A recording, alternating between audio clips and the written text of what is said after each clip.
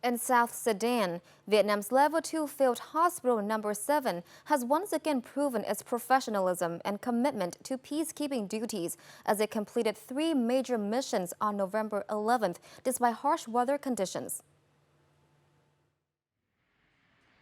Among the highlights, the hospital's air medical evacuation team successfully transported a Ghanaian peacekeeper diagnosed with liver cancer and lung metastasis.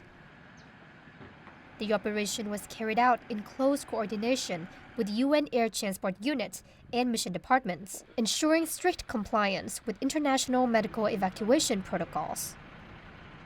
That same day, the medical team also performed a successful surgery to remove a clavicle plate, the hospital's 5th operation since taking over its mission just over a month ago.